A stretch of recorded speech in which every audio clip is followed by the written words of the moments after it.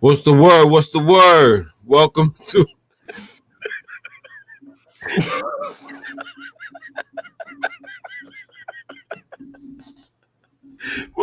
another episode of What's the Word podcast. Your boy Dykeman Drew. Yeah, Bayless, aka fuck out of her. What's good, big Yo, homie? How you doing, man? ain't nothing. We got a good show today. In a few, we got Akeem Scott, good dude, basketball player, played for the Jamaican national team. Came up in Douglas. One of your boys that you came up hooping with should be a goodie. Yeah, man, brother from another mother, man. That's my main right there. Grew up in Douglas Projects. Got a heart of a lion. That kid, the smallest guy on the court, always, and just performs at a level that you couldn't even imagine. But yeah, man, I'm entertained. I can't wait to hear this story. Yeah, me either, man. He's still going too. That's what's up. What's good with you though, man? What's the word? Same old, man. I can't complain. Everything cool here, COVID, the COVID going on, everything. I can't complain, man. Everything good. Everybody's healthy. How about you? I just want all this like presidential election stuff to be out of the way already, man. People are going crazy over these candidates and fighting with people and arguing with people over Trump and over Biden and all this nonsense. Well, let me ask you this. Let me cut you off real fast, man. Since What you're up? on the topic, but yo, man, what's going on with that Facebook comment I peeped earlier today? Yo, Shorty was going for the head. What's going on with that? What happened? Talk about it. What's the word? I made a comment about people that were trying to justify an argument for either candidate. I said, if you're out here trying to convince people that either one of these people is good, you might be inbred.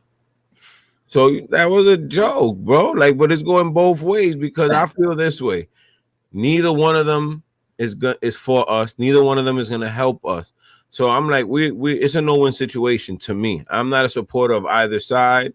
Like, I don't think it's a good look either way. So then she come out and say, "Oh, you must be inbred."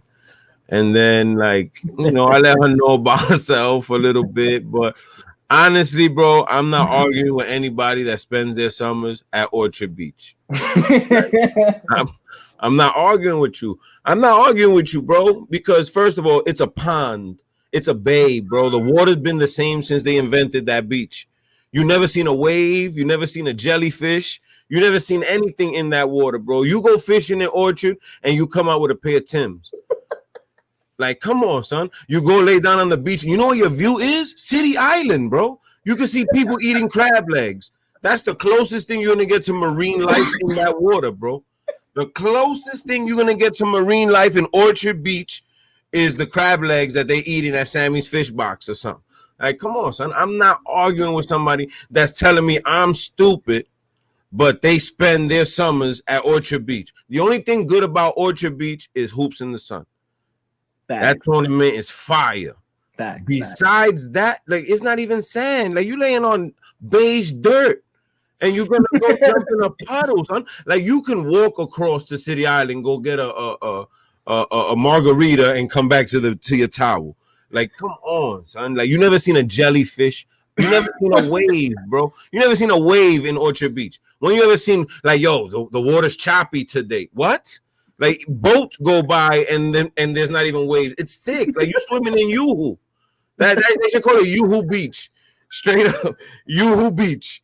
Because come on, you can't be serious. You're gonna get at me and tell me I'm stupid and you swimming in Yoo-Hoo. Like, get out of my face and don't tell me it's for the sun, because the sun is everywhere in the summer, bro. In the summertime, the sun is everywhere, bro. Like, don't tell me the sun is only in the Bronx. Because then how do people in Manhattan and Queens get tans? You know what I'm saying? Like, come on, son. Like, you swim in Yoo-Hoo and you telling me I'm stupid. Like, I just didn't get it. And the crazy part, like, I know her forever. My man's sister, she's good people's, but she just went for the jugular, like calling me ignorant and talking crazy and all this. I'm like, yo, listen, man. It's hard for me to argue with somebody calling me stupid, but they go to Orchard Beach.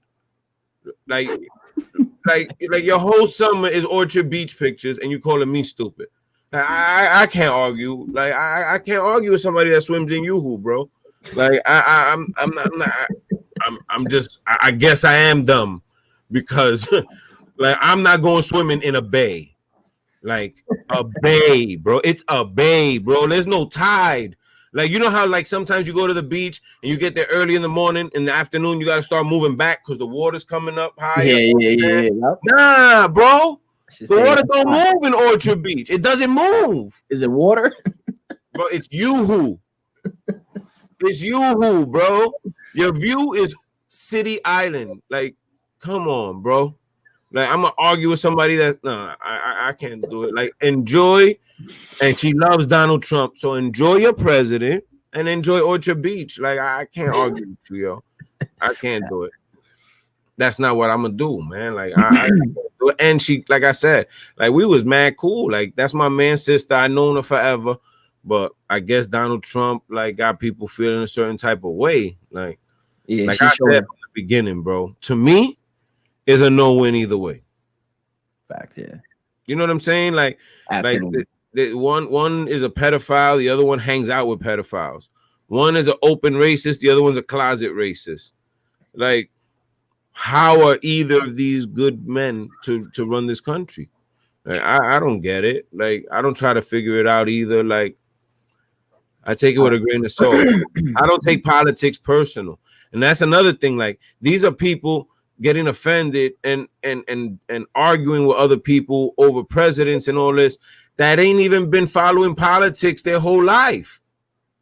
You know what the problem is? That Donald Trump preaches so much ignorance that he makes ignorant people feel smart enough to know what they're talking about when it comes to politics. Thanks. I'm keeping it a buck. That's the only way, bro. That's the only way that this is possible, that you have so many people that never followed politics a day in their life until Barack Obama. And then Donald Trump, his ignorance and and what he breeds and preaches has people feeling so in tune with him that they feel that they can relate to him. And they don't even realize that they are the type of people he's talking about. He ain't for us. You understand what I'm saying? Like, he's not for us. Look, he built a wall. Okay. I don't have an opinion on it. Because what he says it was for, if it's what he says it was for, okay. To keep all the evil, whatever, out of the country that can sneak in very easily through border countries and ravage towns. And I get it. I'm not mad at that. I'm not mad at that. But then you go to Puerto Rico during a devastating natural disaster and you handing out paper towels, throwing jump shots like you one of the Splash Brothers.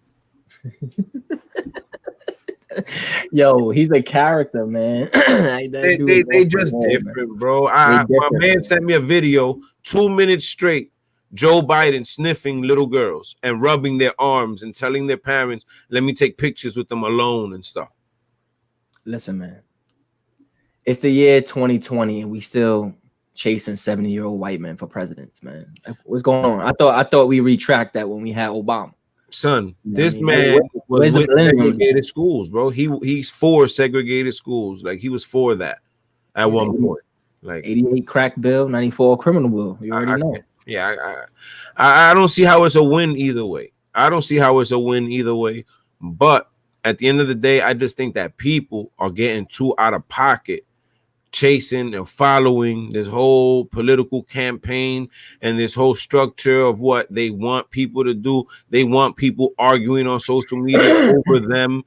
Like, what are you really arguing about? That shit is funny to me. What are you arguing about, though? Exactly. Like, I enjoy it. And people be like, yo, how you laughing at me? Yo, this is what I really want to. I'm exercising my rights. I'm like, you're exercising stupidity, because at the end of the day, which way you go is evil.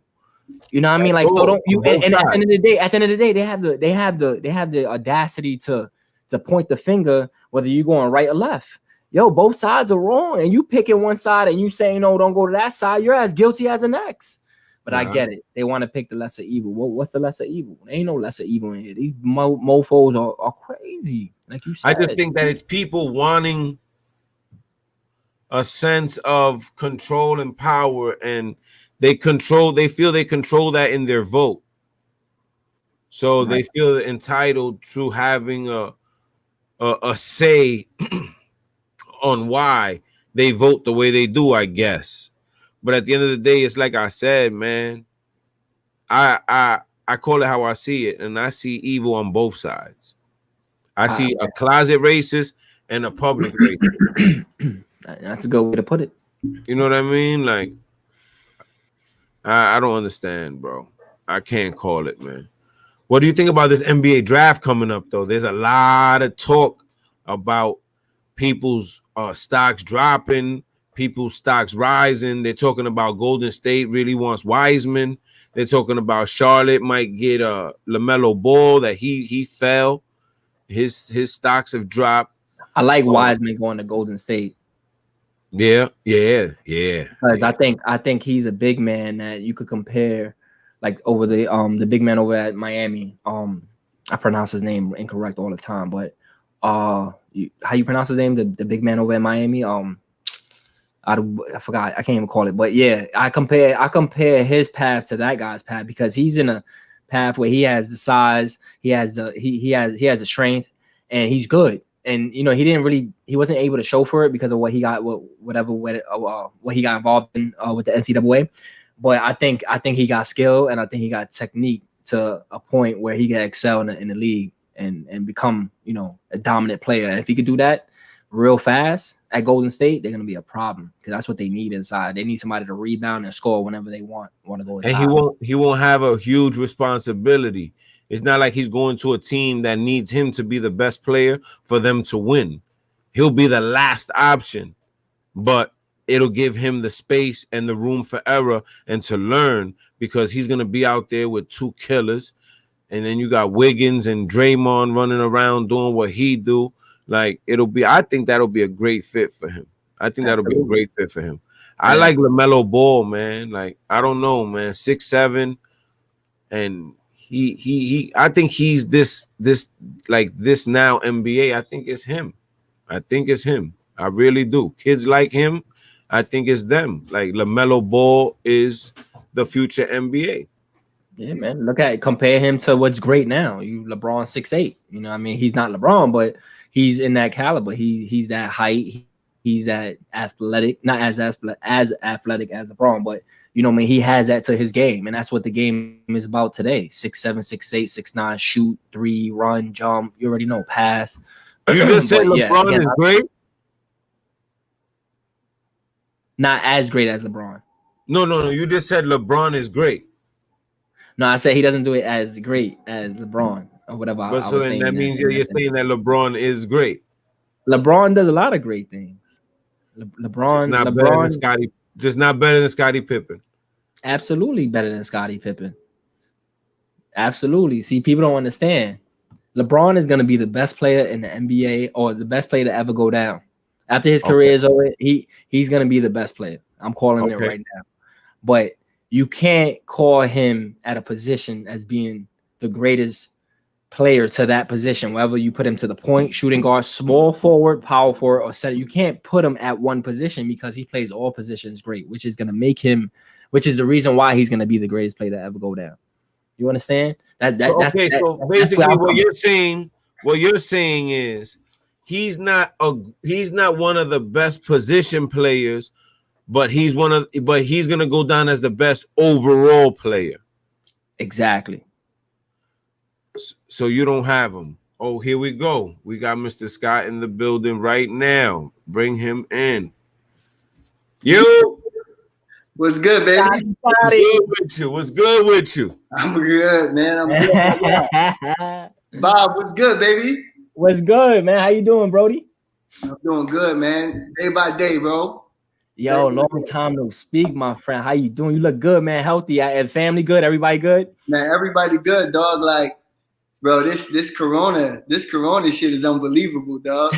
So, like, my whole situation changed, bro. I went from point guard to stay-at-home dad, dog. This shit is wild, bro. Like, bro, every night I need a glass of wine. That's what I'm drinking right now. Got you. I hear you. Good seeing y'all. How y'all been? Can't complain, man. Can't complain, yo. You look the same, bro, from the last time I saw you. You were a kid when I saw you running around in 865 over there in Douglas. Facts. Yo, bro, everybody tell me that, dog. But that's good, bro. I appreciate that. That's what's up. How's Carl and Taz and the rest of the family? Bro, they still the same, bro. Everybody a little spread apart now. You know what I'm saying? Everybody, Carl live in VA, Taz live in VA as well. So everybody's still doing their thing, but we all a little spread apart now. That's what's up, man. That's what's up. That's dope, man. That's dope. But yo, I don't want to keep you. I don't want to hold you on your time. And let's get started. You know, what I mean, I appreciate you joining us and giving us your time. But where did it all start for you? Where, you know, who put the ball in your hands, and at what age did it start for you? All right. So first, I'm gonna say this. I'm gonna say like we good on time because the baby's asleep. Okay. I did my 9 to 5, so I'm good. Got you. The wife will handle everything else. So for me, bro, well, y'all know it all started in Douglas, Douglas is super competitive. We all know that. Just from the moment you step out your building, you know, in every sport, like the goal was to be an All-American, best baseball, basketball, and football player. Like that was the goal for everybody. And for me, I wanted to go to the NFL. That was my dream, like to play in the league, you know, play in the NFL. And I was doing it. I was always playing with Carl, you know, some of the older guys. And one day, Carl brought home NBA Superstars tape, and it had Olajuwon on it. And at that time, his name was Akeem, spelled exactly like mine. Mm-hmm. And I was like, you know, I'm looking at this VCR tape, and I'm looking at it, and I'm like, oh shit, this is supposed to be me. I'm about to be 6'10". You know what I'm saying? And we got the same name and all that. So from that moment on, like I kind of like went away from football and just like stayed in basketball. So that moment, Carl bringing that tape home, like just changed my whole life. And go ahead. No, I was just gonna say, at what age was that around? That was probably around like me 7, 8, somewhere around there. And like I'm telling you, like football was everything for me. And to this day, I still believe that football is the greatest sport ever. Got you. And but something about like just watching Olajuwon play and just watching that videotape over and over again. I just playing on the monkey bars. I was able to do the exact things he did. You know what I'm saying? Bars were so low, so I was able to play in the post and do all of that. I was like, yo, this is what I'm destined to be. So, you know, being under Carl the whole time, I would say Carl was the one. When you win in projects, once you step out the door, the projects is raising you. So whoever has the ball has the ball. But if I was to say the person who pushed me towards basketball, it would have to have been Carl. Carl was in love with basketball. Even though he was football, he was in love with basketball. Yeah. And from that moment, I never looked back. Which crazy is Carl later on got mad that I chose basketball over football because how crazy my hands was. Okay. So, but that's the ball in my hand. When did organized basketball come into play?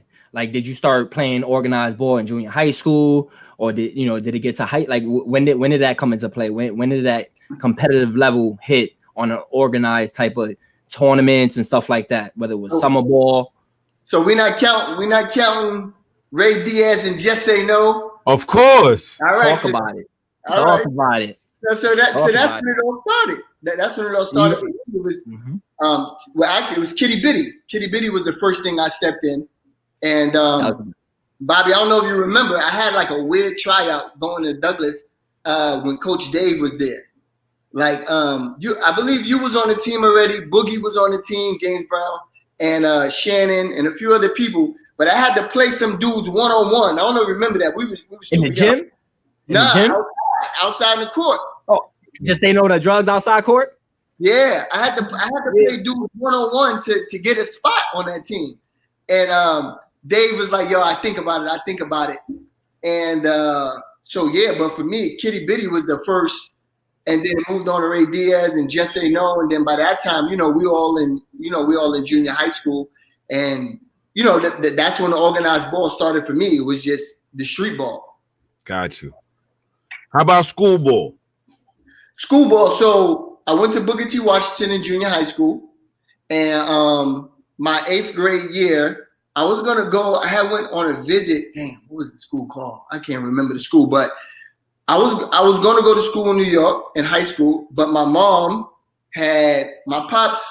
It's a whole nother story, but my mom and pops, they landed on some bread or whatever, and she went down to VA. She was like, she don't want to be in the projects no more. So she took all the young kids, gave the apartment to Carl and Taz and them, and she took all the young ones down to Virginia. So when I played ball in Virginia, I went to Garfield High School. And my freshman year, I played JV. And then the next 3 years, I played varsity. And my senior year, I led them to the state championship. We lost by 7. Let me ask you something. I saw you play young. You played with a lot of emotion. Like you one of them kids that you lose, you cry. Like you wanted it that much. Like I always saw that in you, right? Now, when you take a kid that's that competitive and that fiery, and you take them out of the city, that don't leave that kid. Nope. So when you got to Garfield, how did it go for you transitioning with these kids that you've never seen play? They never seen you play, but I know how you give it up. So you transitioning to showing them who you are. How'd that freshman year go for you? That freshman year was kind of crazy because I created a line between me and everybody else because everybody had skills and all that, but they never seen this much passion and emotion. Exactly. Every basket, every and one, I was smacking my chest. You know what I mean? Mm-hmm. Excuse me. And so from that moment, I caught everybody's eye. The only reason why I didn't make varsity my freshman year was because they didn't know who I was. So the head coach, he had his own system where he would take 2 kids from junior high school that he knew that were winning in junior high school, and he would put them straight on varsity. So had I played in junior high school in VA, I would have been a 4-year starter in Garfield, 4-year varsity man. But I was actually grateful for that because it made my road a little bit harder to travel. Because now I had to battle the next 2 kids that was coming in from junior high school. I had to battle them because they was going to get the easy varsity spot. Yep. And the fact that I was diving on the floor, we used to playing on concrete in New York, especially at that young age. Yep. So I'm diving on the concrete in New York. Imagine wood. Yeah. You know what I'm saying? Right. Like, and the manner that I was doing it, I was bullying big men, and I was like super skinny. Like I was a toothpick. But it was just my heart. Like I had more heart than most people who stepped on the court.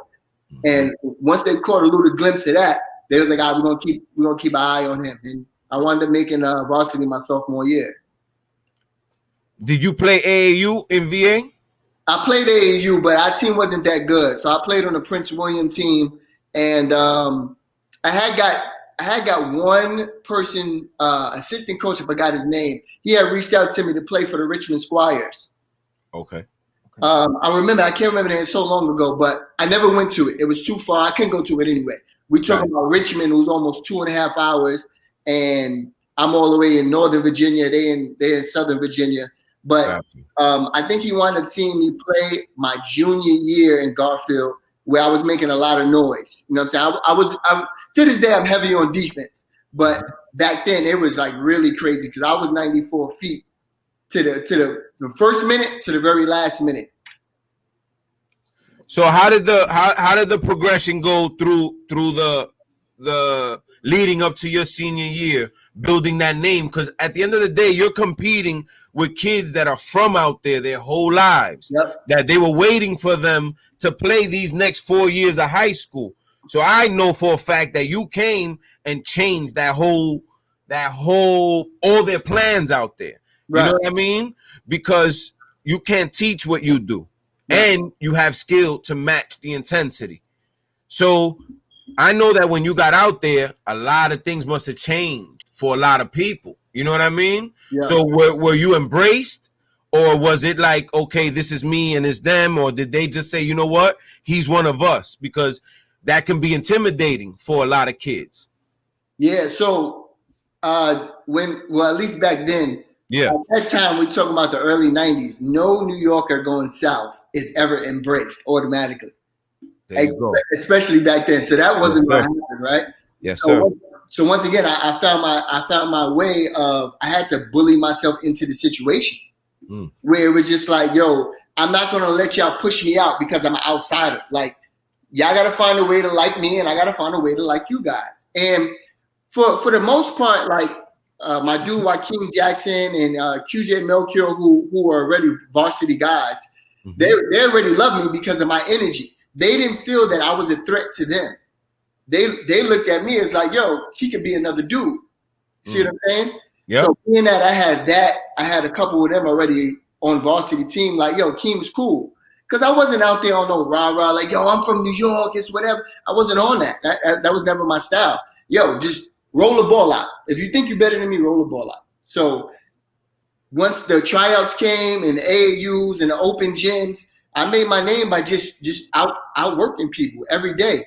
And once somebody outwork you, especially young kids, they sometimes fear you. They don't want to be embarrassed in front of certain people. So if you out there with your mom and dad, or your girlfriend is out there, or whatever it may be, your coach or whatever out there, you don't want to get embarrassed. So sometimes you just let me rock. So I literally had people going against me who I knew feared me already.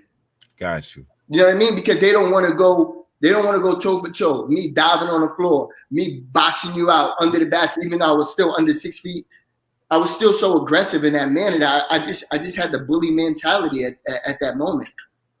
So that was the way how I got in the door. They embraced me and I embraced them as well. And I never took being from New York, I never put that over their head because, you know, we the mecca of basketball. So I never did that. Yeah. I always show love, you know what I mean? And I felt like they embraced that and I embraced it as well. And then after a while, we all just became brothers. By the time I got to like the end of my sophomore year, they just looked at me as a hustler. Got you. Like I was the ultimate role player for them. They didn't look at me as a person who could be a star. Okay. You know what I mean? So it was like he's good, but he's not a threat to what I'm trying to do. And then just so happened my senior year, I would wind up being MVP and everything else. But that just came out of I was different. So let me ask you this. You know, you in your sophomore year and you see that people are taking you for what it is, a hustler. What did you tell yourself that you what did you tell yourself that you had to do in order to separate yourself from that crowd and say, yo, I'm that guy. You know, I'm that guy. I could be that guy too. At what point did you realize that and how did you do it? Like what did you work harder in the gym or what was it? Oh, so for me, I was always one of them kids that woke up like, especially now that I was in Virginia, like I was more like the man of the house. I was the oldest male in the house. So I came in the house and went out the house whenever I want. And my mom didn't mind. She trusted me. So I was out the door at times because I knew it was a court down the street from my house, like at 5 a.m. I created that work ethic at a very, very, very young age. So by the time the school bus is coming, I'm already took a shower, got my clothes back on. Even in the summertime, before I wound up going back to New York, because you know every summer I would come back to New York. Yes, sir. Right. And even before that, I would always working in the morning, at night. And sometimes in the night, I was in front of my house, just dribbling the ball, patting the ball, and just shooting at the stop sign. It was nonstop for me. It was nonstop. So the separation for me was that when kids were going in the house to chill and be with their family, I was always outside the house because that's what I was used to. Once again, being from New York, I had that advantage because I wasn't used to being inside. Like when I grew up in Douglas, there was a time in my apartment, 3-bedroom apartment. I would name the names that were all in the house. It was 3 bedrooms. So my mom was in her room, and so Carl and Taz was in his room. Anthony and me, Preston, Malik, Jody, Howard would come in and out. And at the time, Lala was coming in and out, I believe. So we're talking about 10 to 11 people in a 3-bedroom apartment. You ain't staying in a house all day like that, cramped up. You got to go outside. Yeah, facts. So you know what I'm saying? So that was my nature. I was always outside. So when we got to a house and the court is right down the street, it was nothing for me to always put in work. So I started seeing, and the more I started going to New York every summer, as Bobby, you getting better. Like I don't think you know that, Bobby, but you was one of my main competitors because not so much that we will go at each other all the time. It was that my brother loved your game so much. It was like bother me. You know what I'm saying? That competitiveness you had in you. Yeah, it was like, what the fuck you love this kid so much? You know what I'm saying? So anytime I stepped on the court with Bobby, I would try to go at his neck. And Bobby was super nice. And he would come right back at me. And we'll definitely get into that later because Carl had this thing with like this John Stockton point guards, and you had that shit about you. You know what I mean? And that shit bothered me because it was just like, yo, I'm your fucking brother. Like, Facts. you know what I'm saying? But that's when I started separating myself. It was that my where I was from, my origin, it was just always being outside. So when everybody was inside the house, I was outside working. And then once again, my mentality of playing on the concrete put me on now I'm on hardwood. Like I really believe me diving on the floor more than other players was like coaches was just like, we gotta have him because he's gonna always put himself on the line. You see what I'm saying? Yep. So in between these summers that you're coming back home, what are you hooping in when you coming back? What I'm hooping in, like what, sneakers? No. Like what tournaments you in and what you're seeing? Because like now you're away all winter. Yep. You coming back in the summertime, you seeing all the kids you growing up with, but everybody's getting better, but you're not seeing the progress because you're not around. Right.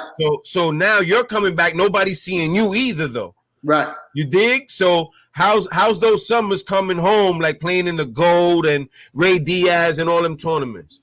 Yeah. So that was very different for me because I wasn't used to their style. And when I came up to New York, I wasn't used to that style anymore. It was the craziest shit.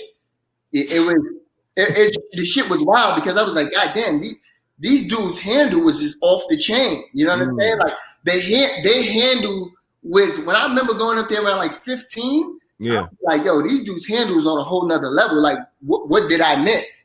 And then when they would look at me, they was like, yo, his athleticism is crazy. It's okay. Right. So I didn't even know it, but when I was in VA, what I was taking from the players in VA was the work ethic in the gym, doing stuff with my body I wasn't used to doing that the kids in New York wasn't doing. So I was already starting to move faster than everybody and to play above the rim. Where I bring that style to New York, it was just like, oh, he's different because he's doing things we're not used to seeing as far as like in the air, being versatile in the air at this small size. But that was that transition of going back and forth allowed me to steal. So when I would come up to New York, I would see everybody handles getting crazy. The way how they got to the cup so easily, you know what I mean? I was like, okay, getting to the cup is a New York thing. That's just what you're going with. But the handle, I just remember kept looking at how everybody was patting the ball. Bobby, one kid named Tracy, even girls. Like, remember Tiana from A68? Yeah. Tiana, I remember running into Shannon Bobbitt when she was younger. Like, I remember seeing everybody cross over. I remember a girl, one girl name was Razor's Edge. That was her name, like her nickname. And her crossover was just like a real razor. Like, ha ha. And I'm like, God damn. So I figured if I could bring that to my game, mixed with the athleticism that I'm gaining in VA, I'll be a problem. So that's when I said I was outside at nighttime shooting on the stop sign. I was moving on my handle, and then I would pull up. But the whole time I just see everybody who I was playing against in New York, who handle was looking so crazy, and that's what I wanted to take. Every time I went to New York, that's the one thing I wanted to take from people. Got you. As your years are going on, are you guys placing like in the playoffs and coming up short every year, and like building up to what happened your senior year? How that high school career go at Garfield?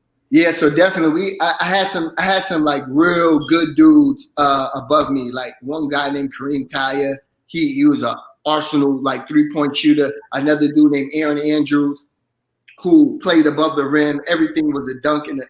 So we had like a really good team. And we had like sophomores that was good, juniors that was good, seniors that was good. So when you put that type of that age group with all these different age groups are good, you start to build a crazy camaraderie where it's really tough to beat you. You know what I'm saying? Yep. Your seniors is good, your juniors is good, your sophomores is good, and your freshmen are learning. Yeah. Now you got a mixture that like you always gonna be in a hunt. And my sophomore year, we lost in the state. We lost in the first round in the states. We got beat on a buzzer beater by Cortland. My junior year, my boy Aaron Andrews, who I said plays above the rim, that was his senior year. He won a freakish injury, so that knocked us out. We didn't have no big men, so we lost in our district. But then my senior year, we had about 6 or 7 seniors. So imagine all those kids who've been through all of that from their freshman year, bringing that to their senior year. We were really tough to beat, and so that's how everything went. Like they in Garfield, they just had a really amazing program that 5 or 6 years of me coming in there, of having seniors and juniors, and then trickling it down to everybody. And our system was crazy. So that's how it all went. And with the grace of God, like everything from me going from New York to VA, New York, VA, by the time I got to my senior year, it was just like, all right, well, it was a kid named David Hooper who was supposed to be, well, he was the man too. But just so happened, just my style of play was just different. So it wound up being me putting the squad on my back for pretty much most of the year. What did it feel like? Because initially, when Mom Dukes told you we out of here, what was your initial reaction? Because some kids, especially a New York kid, is like, nah. At a certain age, it's like, nah. At a certain age, you'll understand it. But if you're too young, you're not gonna get it. So I'm sure that when she first told you we're leaving, you weren't too happy about it. It didn't hit me till I actually got in the U-Haul. Okay. So the first, I remember she telling us that, and I'm like, yeah, I'm gonna go to VA, and I'm thinking like any other ball player, I'm gonna kill them. They don't know what they're doing in the South. Yeah. You know what I'm saying? Like in New York, we were raised to believe that we are the best of the best. Yes. Thanks. So I was actually excited. Then when we got to U-Haul, and I remember seeing the projects like just going by me, and I'm like, damn, we really leaving? And I cried like the whole 5-6 hours. You're in the U-Haul, that shit felt forever. You gotta right. You ain't even driving fast in the U-Haul. Yeah. Yo, dog, I cried for maybe like 6 hours.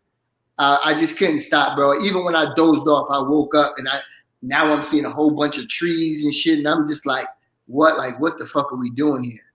And so that was that feeling for me. It was excitement, and then once I started seeing the projects, like me going past the projects, I was like, oh fuck, like this shit is real. So going from feeling that, fast forward, you're winning a state championship.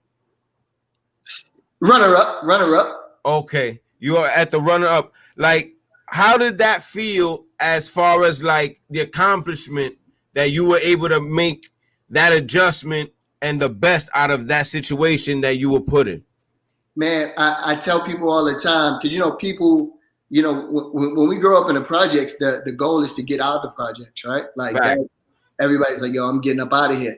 My mom did that for me, so she gave me the step, right? I didn't have to do that. My mom did that. So I always give her all the credit for even today where I'm at, because she opened me up to a world I didn't imagine. Yes. You know what I'm saying? Like that was crazy. So for kids who are in my situation, or people who are in my situation where you have to go to a new job or a new state or whatever, shit, you got to walk on that. You got to go try it to see what happens. Because by the time I got to my freshman year, I remember the beginning of my freshman year, I was okay. Like I was cool. But then like at the end of my freshman year, beginning of my sophomore year, it really felt like home. Oh, this is home now. And the craziest thing, like when I was going to work, Garfield, it felt like Saved by the Bell. Like all the shit I used to see on TV with like the locker and the homecoming and the prep games and all that other stuff. Like I was like, damn, this shit is crazy. Like the crowds. It's dope, yeah. I remember going to some New York high school games when I was in Booker T, and there was nobody in the crowd. Yeah. You know what I mean? Nobody was going home and then coming back to see their classmates. Yep. Where in Garfield, everybody will go home or go to the mall and then come right back. And the fucking gym is like going fucking crazy. And I'm like, oh, shit, this is it right here.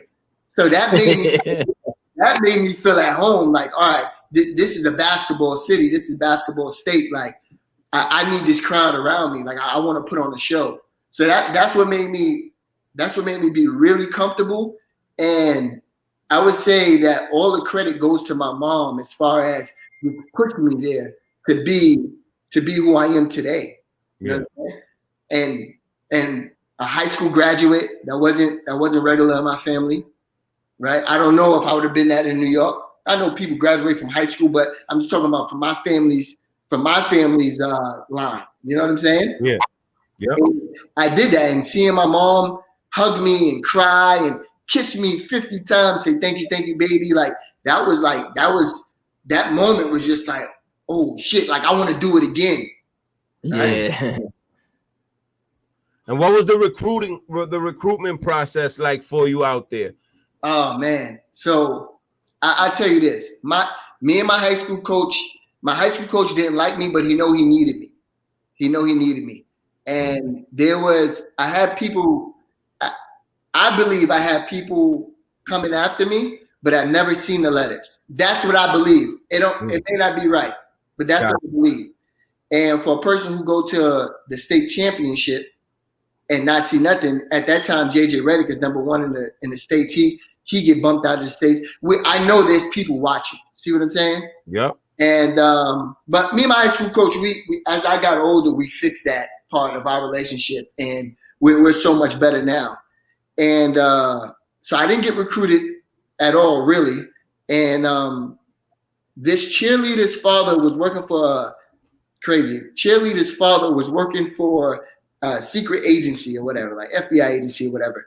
And his partner was a part-time coach at a community college in Baltimore. And he came to a game that I was playing in, and he said, if you could get this kid, Akeem Scott, into your college, you will never regret it. This dude is different. And sure enough, he came down to a game, and when he seen me, he like literally like grabbed me. He's like, yo, I need you in Baltimore next year. And that was pretty much it. That was like the main talk that I got from any other college. I had a whole bunch of D3s, but I said I'm not going to no D3. Nothing wrong with D3, but I felt like I was a D1 player. Okay. Absolutely. And so he grabbed me, and I told him right there, like I'm sweating in my basketball clothes after a game, and I was like, "Yo, do you think you could get me to go D1?" And my grades wasn't great. My grades wasn't great at all, but I did enough to graduate. Gotcha. And he was like, "Yeah, I can get you to go D1." Took the visit. I was like, "All right, we're good." He told my mom, "I'm gonna take care of your baby." My mom was flipping on him like, "Motherfucker, you got my son out here in Baltimore." Yeah. So, but now he said, "Miss Ronnie, I got you. Don't worry about nothing. Your son will be fine." And I went to Catonsville Community College. I did a year there. I killed. And something inside of me just said, it was nothing wrong with this coaching staff or nothing. But sometimes you got to feel your gut, follow your gut. And I started learning about JUCOs. And I learned that, in the system that the JUCO I was playing was a Division II JUCO. Okay. For me to go D1 JUCO, that's what I'm thinking. I have to go to, for me to go D1, I need to be in a D1 JUCO. So we had a Maryland tournament where we bumped a D1 JUCO. And I called one of the dudes who I knew on that team, and I was like, "Yo, y'all can use me. Facts. Right? Y'all can use me." So he called his coach, and his coach called me, and he was just like, "You really serious? Want to come up here?" And I was like, "Hell yeah, I do. Like, I want to go D1, whatever it takes." And I went in there. I went into his office, and he was like, "I'm gonna let you know right now. We got some good guys." He said, "We got some studs out there." And he was like, "I want you to redshirt your first year, and the second year that you play with me, I'm gonna make sure that you're a JUCO All-American as long as you put in the work, and you'll go D1." And he made that a promise. And I was like, "All right, coach, I'm gonna hold you to that." So I transferred, did all the necessary work, did my redshirt year, and went to a camp in Oklahoma. I was top 10 in the country in JUCO. And next thing you know, I'm getting letters from Utah, High Point, all these different colleges. I'm just getting a whole bunch of letters, and I had a great year that year too. And how was the adjustment when you get to the college level? Did you feel that you had to slow down and analyze more? Did you feel you had to speed it up because it was at another level, like for the game that you brought to the college game? How did you adjust? Well, first I'm gonna keep it 100 this whole time, y'all. I literally told my coach Bart Lundy, I said, "Yo, send me to Division II." That conditioning. Yeah. Conditioning, oh my gosh. Oh shit. I was like, yo, what is this? Starting from the 17s and my God. They had some shit called the ladders where you had to run up and down the ladder. It was like 32 up the court, then 23, 21, 19, 17. And I'm like, God damn. I literally walked into the office and said, yo, listen, send me to Division II. I had tears in my eyes. I was like, yo, this shit, I can't do this shit. I understand why they say D1 is. I was like, yo, this shit is crazy. So the coach was like, yo, buy into it. You'll be okay. He was like, I'm gonna tell assistant coach Josh to slow it down a little bit. So they did slow it down a tad bit because they didn't want to lose you immediately. There's like, and at that time, my bounce was really stupid. Like on my visit, one dude threw it to my waist. I jumped up in the air and caught it damn near my ankle and like threw it in. Like so, it was like, now we can't lose this. You know what I mean? So let's just chill out for a second. So they slowed it down a little bit, but even then, when they slowed down that workout, it was still like hard. I remember coming in. I'm dead ass serious. Me and a couple other dudes who wasn't used to it. We came in there with our sneakers and straight tights. Because we thought the more weight we had on us was for making the times. So we in there with tights, no shirt. I got the CD player in my hand right before we went. I'm trying to go dumb. I got the Jeezy bump. None of that shit worked. I'm just glad I went through it. You ain't never lied, man. My freshman year in Stony Brook, it was the same way. We had to get a mile in a 5:35, and we did all types of stuff like that to try to get by, man. You ain't never lied. Come on, bro. That shit was so. I will start with that part right there was just like, I was like, God damn, like I don't know if I even need to be here. But once the basketball started going, I was like, all right, here we go. Yeah. And once again, my athleticism, and when I say athleticism, I'm not just talking about me jumping. My speed was different. My speed was just so different that I changed the game. I changed practices. You know what I mean? Defense was so much easier. Another good thing I give a whole bunch of credit to my high school coach is that he taught me how to play correct help side defense. And he told me in a one-on-one meeting, he said, you got a knack for going to get that ball. Let's go back to my football. He said, you got a knack to go get that ball. If you think you can get the steal, you go get it. And from that, that's how I play to this day. If I think I'm going to go get it, I'm going to run through that passing lane. And so that I never hesitated once the ball was rolled out. When I got to D1, it was the work part. That running shit wasn't for me. But everything else, that was good. So you got 2 years of eligibility at High Point? Yeah, 2 years. Yep. And how'd those 2 years go for you? The first year didn't go too well. The first year, I started off starting. I had good numbers, but we had like a lot of locker room problems. We had too many JUCO guys there. Okay. And that wasn't a good year for me. My senior year, it was like I found out that I could be a leader. And that became a niche for me my senior year. And I did good. I think I averaged around 14 points. That's not bad in college, right? That's great. That's awesome. That's great.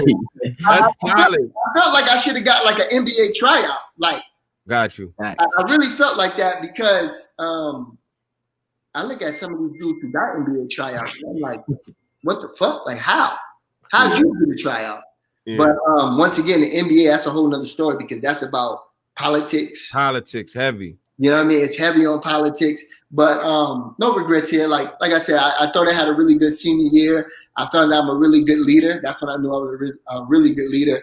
And after my senior year, I didn't think I was going to play pro. Like, I was just like, yo, all right, I'm going to go into like some media stuff. And And then I just randomly get a phone call, and it was like some dude from Germany. I don't know how he even got my phone number. And he was like, yo, I like the way you play. I want to be an agent. Only thing is, you got to come over here and live with me. I'm like, where? He's like, in Germany. He's like, what? Like, what? I got to come to Germany to live with you. And he's like, yeah, like, you got to come live with me.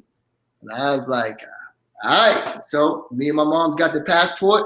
And that was the next step. Did you know about that whole overseas thing, that whole overseas basketball, and how, like, because a lot of people come up and they don't know what's available to them beyond basketball. You know what I mean? Yeah. Because there's a lot of countries that you can play basketball and get money in. Yeah. But a lot of people don't know that. It's like, okay, I'm not league material, so I got to go work. Right. You know what I'm saying? Like, did you know about that whole overseas thing? And when did it, like, when you got out there, how soon did it become a reality to you? So I knew about it in Virginia. I didn't, you know, the crazy thing is, and I don't know, maybe I can say something different. When I was young, in Douglas, I never really heard people talk about overseas basketball. Me either. Me either. But it's been going on for a million years. But I ain't know about it. Forever. Yeah. And so when I got down to Virginia and I heard people, they knew about it already. Okay. Like, those kids knew. And that was like some kids' goal, like, to go play overseas basketball. And, you know, when you start to hear other people, well, for me, when I heard that goal, like, oh, play basketball overseas, that started to be like, well, I don't make it to the league. I know I can make it overseas. So that was always in the back of my head. When I got to college, like I said, I was really into, like, my media stuff, and, like, I was trying to, like, do different things. And I was just like, I didn't know if that was, I didn't know how to start. I never had nobody, I didn't have nobody who could hold my hand and say, okay, this is how you do it. This is how you get overseas. So I didn't know. Gotcha. So that random call was just, like, mind blowing for me. So when I got to Germany, the first realization that I knew this shit was like, all right, this shit is different, was the flight. I ain't take no long ass flight like that across the world. You know what I'm saying? Like, I'm like, yo, what's this? And then I was scared the whole time going to Germany, because I was like, damn, am I gonna know how to read the signs? Like, everything is spoken, like, speaking that everything is German, but they had English, obviously. I didn't know that. Yeah. So when I got to Germany, he literally had a bedroom for me.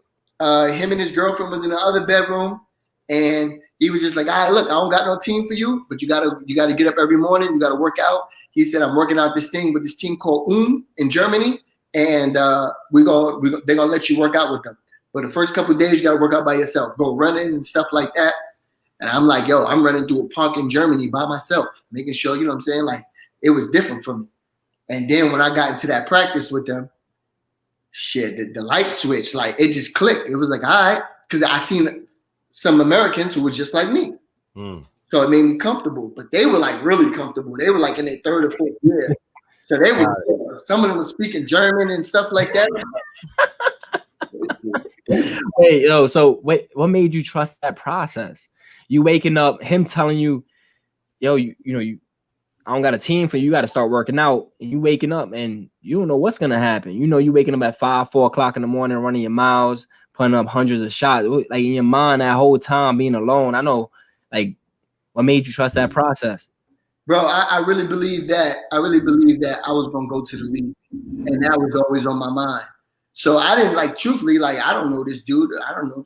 It's Kim Rasoom, that was his name. I don't know him from nothing. For all I know, he could have been tricking me and didn't like black people. You know what I'm saying? Or it could have been anything. I literally put my whole life on the line for that, like getting on a flight and stuff like that. Like, who knows why this dude wanted me over there? But he seen something in me, and I think that's the great thing about when other people see something good in you. You got to sometimes trust them more than you trust yourself. Like, he really believed I could be a professional basketball player, right? Like, when I talked to him on the phone and everything, he was like, you're speedy, the way how you do this, the 94 feet defense, people are not doing that, Akeem, you could really play. Like, I was like, all right, let's go. So when I got out there, he was like, all right, like, he threw me into that wolf pit. Like, here we go, like, play against them. And he watched my first practice, and he looked at me, he said, you're going to be all right. And he took me to some German games, and like that shit. Like when I seen, I think his name was Pop. I can't remember his name, but I just remember going to a big ass German game, and the fucking crowd was crazy, and he blocked one dude's shot, and when he blocked it, like he was in his ear, the other ear was screaming like ah, and the crowd was just going fucking crazy, and I was just like, oh shit, I want that. Yeah. He sent me to a country. We drove down to I think Georgia. That was the country's name, and they wanted me to play a 2-guard out there, so I had to go try out. And when I went to try out there, we played against like a China. First of all, they was doing track running. I'm telling you, I'm not good with this shit. I'm not good with running my whole career. I'm the fastest dude on the court, but when you start talking about running miles, you can count me out. These dudes are running, bro. You have to run to the track, and then we have to run, I think, about 7 to 8 miles. In between, while you're jogging, they pull you to the side, and they take your blood. They took one dude's blood, shook it in there like this little thing, and I think it turned blue, and they say he wasn't getting enough oxygen. They made him go back to the gym so he could start all over. I said, oh, hell no. No. Yo, these dudes was lapping me. So my agent called me. I'm in a hotel, and he was like, yo, they say you out of shape. I said, no, I don't run track for a living. You should have seen this shit they was doing. But I said, we got practice tomorrow. They're going to change the story. So we had practice, and I killed, and then we had to play against a Chinese team. A team from China came, and I went berserk. I absolutely went bonkers. And the coach was like, listen, he brought me to the office like 2 days later, and he was like, listen, we wanted a 2-guard. You are a 2-guard, but your point guard's not. And he was like, I have a point guard here. Like, we can't use you because you're height. And I'm like, yo, I can guard anybody. Just give me the opportunity. And he was like, nah, we can't. But he's like, I really do respect your game and everything. And I'll let your agent know you did really well, blah, blah, blah. So I was back on the train to Germany and back to square one again. So the first time that you actually do get to suit up for your first professional game, like you finally get your contract, you're a signed basketball player, you locked in for the season. Yep. What was that feeling like for that kid that came up from the Douglas Projects, 11 people in a 3-bedroom apartment? Yeah, it felt crazy, bro. And we was on the road, and I was like, all right, this about, you know what I'm saying? Like, I was like, this is it. This is what I've been waiting for. It was Finland. I had got signed in Finland to a team called Uki Cow Punky. It was some crazy shit like that. But I got signed to them, and you know what? We was on the road. The coach loved me. He was a Serbian coach, and he was like, yo, you good. I got to teach you the European style. And there was really a difference from the European dribble and the U.S. dribble. And he was like, you're going to love it. Bro, I was hyped. It felt good. Like, I really felt like a pro. Like, I was like, at the time, MySpace was popping, so I threw my picture up on MySpace, like, we on now, you know, like. Yeah. Like, it was, bro, it was one of the greatest feelings in my life. And I go into that first game. I got 6 turnovers in that game. And 6 travels. Because the European dribble is different from the U.S. dribble. Yes. And I didn't know that. Once again, not knowing that. You know what I'm saying? Not knowing that. So in the U.S., we can sweep and go. In Europe, you got the dribble and go. Mm-hmm. And every time I swept and I took off, like, what? What they call it? Everybody like, the Serbian coach, he laughed. He was like, don't worry about it, man. Just play. And then when we got to the next practice the next day, he showed me how to do the European sweep through, where you sweep and then you dribble with that same foot, stepping at the same time. So that's how that first game, all those emotions and that story happened. Question. What's the most you've put up as a pro? All right, so you know that team that I went to, they end up cutting me. Yeah. And I'm gonna tell you that story. They end up cutting me because when we won a game, we was in 3rd, 4th, 5th place. When we lost a game, we was in 6th, 7th place. 9th place, you out of the playoffs. So they got nervous. So they wanted a veteran. They wanted a veteran PG there, and I was a rookie. So they cut me, sent me home back to Virginia. And the following year, I had to play at the lower level in Finland to try to get back up to high level. Yeah. I'm killing. It's low level. I'm averaging 30, like literally, I'm averaging 30 points a game. And I get picked up the day before the signing deadline. I get picked up by like the number 3 team in the league who has a point guard named Petrico Copeland who got drafted to the Portland Trail Blazers. And the Serbian coach picked me up the night before I had to go play the team that cut me. Oh. So when I signed, that night when I signed, that morning, I had to get on a bus and go to that same city. 45. Nice. I missed 2 shots. Nice. It was crazy. God was with me the whole time. I promise. You saved it for them. Yeah. How they were looking? They were looking weird. They were looking confused. My coach, who was once again another Serbian, that's my man, Coach P. He said in the press conference, he said when they cut him last year, I'm thinking, what's wrong with these guys? He said that, and the GM from that team was over in the press conference and stuff like that. And I got this picture to this day where the Serbian coach is like looking at my stats on the stats, making this ugly face, and I'm like just smiling at the GM that's looking at me. So that's 45, bro. I got close to it. I had a couple 44s, 43, but I could never get over that 45. That's what's up, man. And the howl before you eat. Talk about it. Talk about it, because I see you in your videos.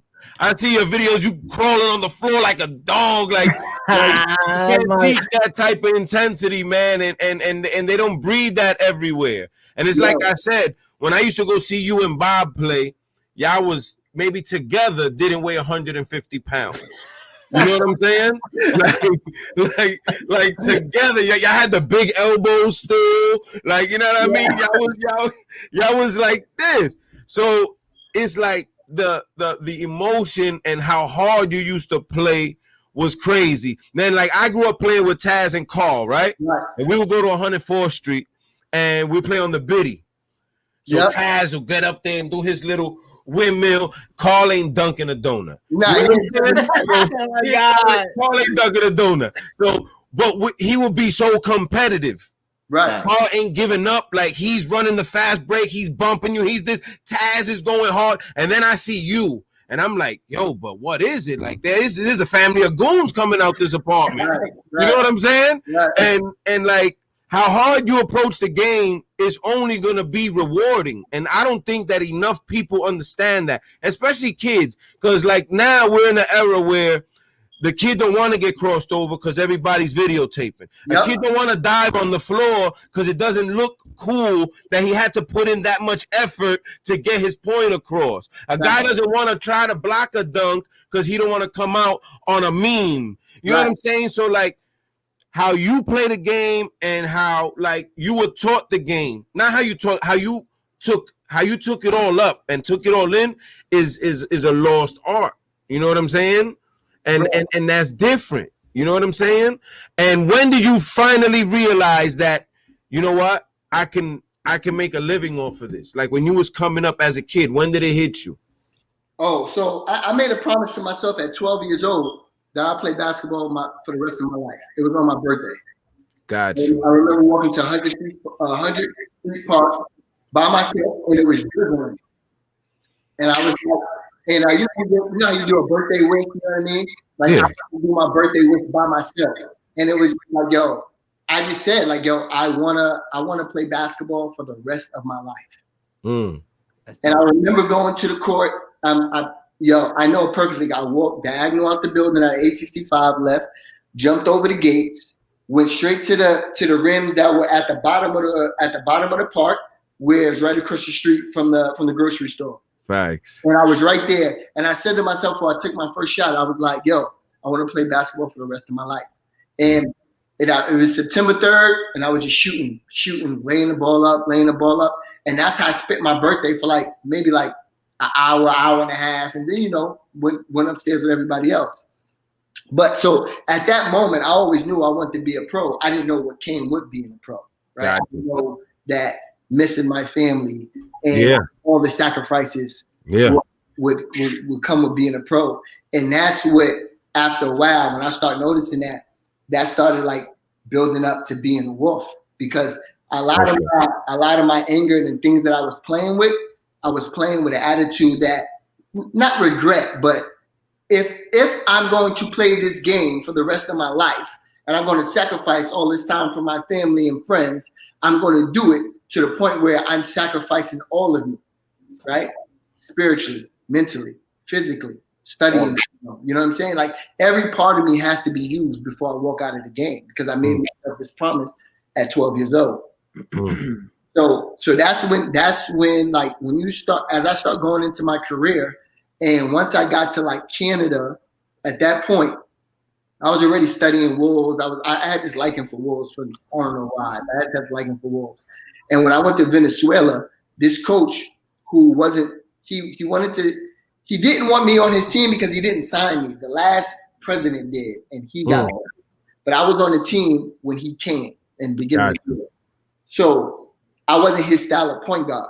But when we went to this weird gym and we had practice there because our arena was being worked on, as I was running down the court, I banged on somebody and I stood under the basket and I'm guarding 94 feet. I steal it and I lay it up again. And I'm 94 feet again.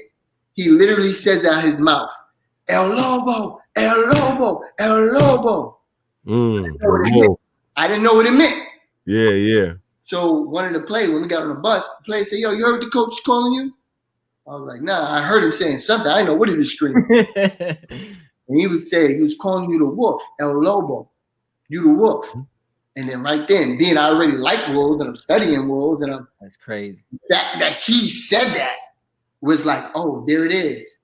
And in Venezuela, it started like I was El Lobo, and then I went back to Canada. I went to Canada after that, and then it started gaining some heat. But when I went to Vietnam, that's when it took off, because I took the approach of a bad guy in Vietnam, where my team, we were good, but we wasn't good as the Philippines. They had they have this basketball nature, right? Okay. Philippines is a basketball country, where Vietnam is a growing country, where we're trying to get to, like, you know, to be as big as they are in basketball, to have that culture that they have. Gotcha. So their bench is deeper than ours. You know what I mean? And it's the same thing for Singapore and these other teams in China that we had to play against. So for me in Vietnam, I felt like we was the underdogs. And what better time now to bring out the wolf when we were all considered the underdog. So this article came out at the end of the year, was the leader, the bad guy, the wolf. And it had a picture of me sticking my tongue out like flexing. And it was a beautiful article, because the picture was nasty, you know, and the title was fire. But then when you read the article, it was gentle. It was like, he loves the people. He fights for the people, this, that, and the third. But if you're going against him, he's going to be that bad guy, that wolf. And when I went to Mexico, I love every country that I've been to. Mexico took El Lobo to the 10th power. They was like, yo, he is El Lobo. He is what he say he is. And everywhere I went, it was like on pictures, on posters, all over websites and everything. And I was like, all right, this is it. This is who I am. I'm the wolf. And I bought into it. And then I came out of that. One summer, I was punching on everybody in the league in Mexico, just dunking on everybody. And I was like, yo, y'all know the rules, man. How before you eat. And that was it. And, you know, here's the thing about how before you eat. So I'm also a motivational speaker, and I do mindset sessions where it's like some type of life coaching, but I'm not listening to your problems the whole time. I'm teaching you how to go after your goals and go after your dreams, to be relentless. And so how, my shit like different, like on y'all shit is over here. But my shit, nah, you straight. Yes, so sir. Is a form of communication. Speak what your heart desires, whatever it is. I don't care right now if you want to lose weight, you want a new man, you want a new woman. Speak that shit out. Let your friends, let your family members know. Let your God know. Like, this is what I want. And before it comes, you have to prepare yourself. Do the necessary work. Work on yourself. Work on your craft. You know what I'm saying? Work on these things that make you better. So when the opportunity comes, there's only one thing left to do. Eat. You eat. How before you eat. So once I put all that together, and for me, it was just like, this is me. It's been me my whole life. The 12-year-old kid telling God I want to play basketball my whole life. Here I am. I don't believe in time, so I won't say my age. But here I am, 15 years later in my pro career. You know what I'm saying? I'm still hooping. Yeah. You know what I mean? Like you have to speak. Even you guys, like on your show. I don't care if some of the closest people are not watching your shit. It's not for you then. But there's the crowd. But there's the crowd that wants to hear us. Yep. And you got to keep speaking that shit, telling people like, yo, this is the best. This is the best podcast out right now. That's and then after that, do your preparation and go do what you do. Yep. So that's man, a fact. That's a fact. So apart from the pandemic, what's 2020 like for the Wolf? 2020 for the Wolf, man.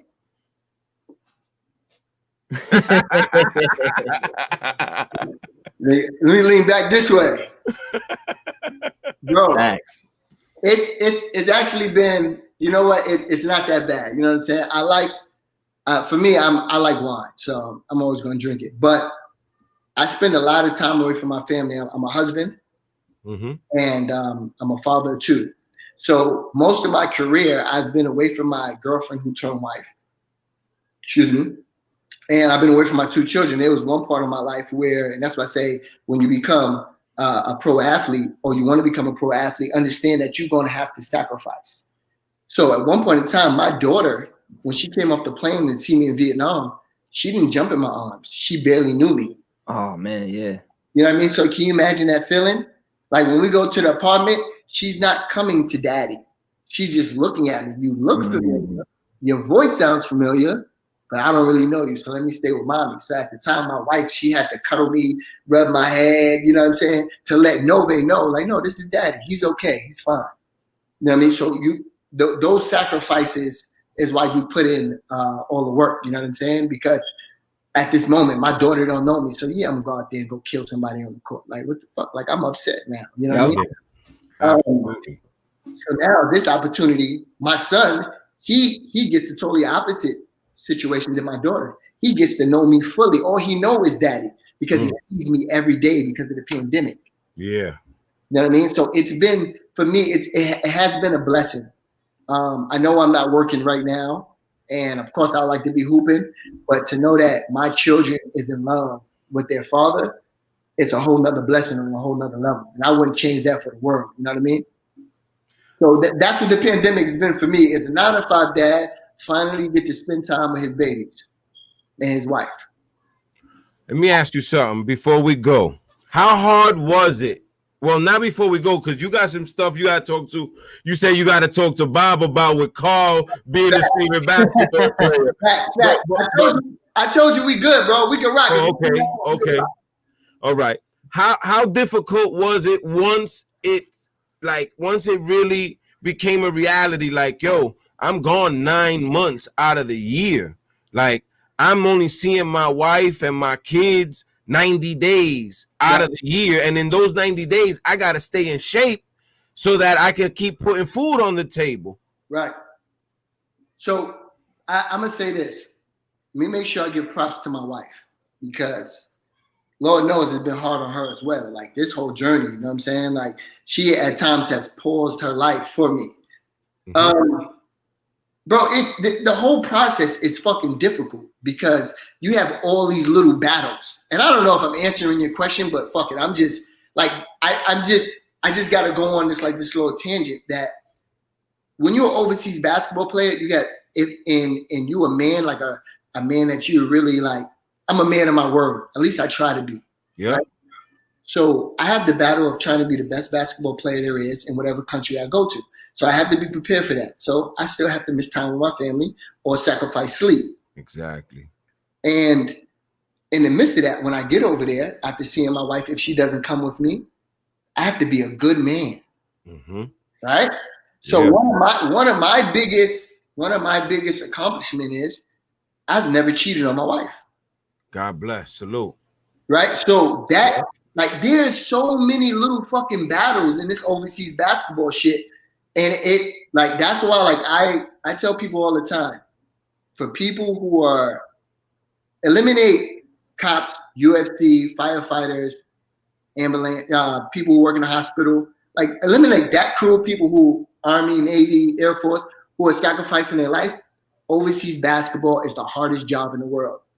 If you push them out. Yeah, got you. They literally die in their job. Yeah, I know what you're saying. So for every other job, overseas basketball is hard because you have to be consistent. You can't play 2 or 3 bad games in a row. You're gone. Right?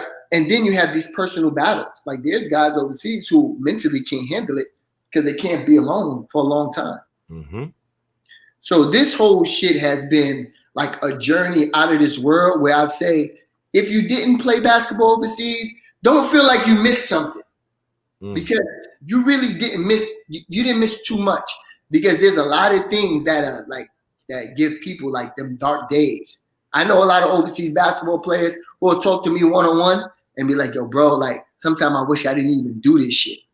Yeah. You know what I mean? Yeah, absolutely. So it's overseas basketball, like salute to everybody, whether you play 1 year, 2 years, 3 years, 5 years, 15 years, salute to you to even trying, because this business is the most cutthroat business in the world. So you must feel some kind of, so I'm gonna throw this out there. Since we're on the topic, you must feel some kind of way when these NBA players being in the bubble talking about they oppressed because they can't see their families, but they still in the same country, just a different state, depending on who they play for. Yo, bro, that gotta hit different, man. Yo, bro, I wish I had 10 million. I wish I had 10 million followers at that moment, so I could let everybody know, like, yo, stop, man. Like, y'all not stop, bro. Y'all got a couple months. Dudes have been doing this for years overseas, bro. And it's 4, 5, 6, 7, 8, 9, 10 times harder than that bubble shit. Mm-hmm. I don't care what they say. I don't care if NBA players see this. It wasn't that hard. Stop it. It wasn't, bro. It wasn't. You're in a country that speaks your language. The cameras are always on you. You got the attention that you need. You're fine. You can see your wife and your kids and all that on the phones and all this other stuff. And you know what? You got your space where you could just hoop. Mm-hmm. You could just hoop whenever you want. Whenever you want, you could just hoop, bro. You went there for one reason, to go win a championship. Come on, man. Like, yeah, save me the stories. Now, there's some people who have family members, and I say this, who have family members who are dealing with the COVID-19 and their family is sick. That's totally different. Yeah, absolutely. That's totally different. Yeah, absolutely. So if you had somebody that was sick, or that was in a need, that really needed your assistance at that moment, you guys are an exception. But for everybody else who was just saying, yo, I can't see my family right now, I can't see my kids. For me, I'm like, yo, stop it. You guys are putting on a show, and that's cool. You deserve to put on a show. That's why you in the league. You can put on whatever show you want. You deserve to do whatever you want. But to me, that bubble wasn't that hard. It wasn't. Gotcha. I got one more question before you get into your thing with Bob. When you left, right? You was about to go into high school when you left New York, right? Mm-hmm. What was the high school? What was the dream high school for you coming up in the city? Like, what high school did you see? What was the goal for you? For me, I wanted to go to LaSalle. Really? Yeah, I wanted to go to LaSalle. I want to say, was that Von Damian Green influenced? Yes, it was because of Muggs. That's the jersey right there, my man Muggs. Yes, sir. It was because of Muggs. I wanted to go to LaSalle because of Muggs. Muggs was the nicest, bro. To me, Muggs was, even to this day, when people say, yo, top 5 Douglas players, like, the first one I say is Muggs. Like, nobody. Muggsy was so disrespectful to me. This dude came on a court. Man, this is when I'm like, I'm high school, like, nigga, I got game. I'm good. Yeah. He said, yo, Akeem, check it up. Like, we both come outside to put on the work. Just so happened we both came outside at the same time. Yeah. So we worked out together. He led the drills, and we did the drills together. He go like, yo, bro, because you know he lefty. Yep. So he goes, yo, I shoot better than you with your right. I'm a righty. That's the Muggs. Like, bro, you nice, bro. But like, he said, yo, dog, he said, I'll beat you with my right hand. Only using my right.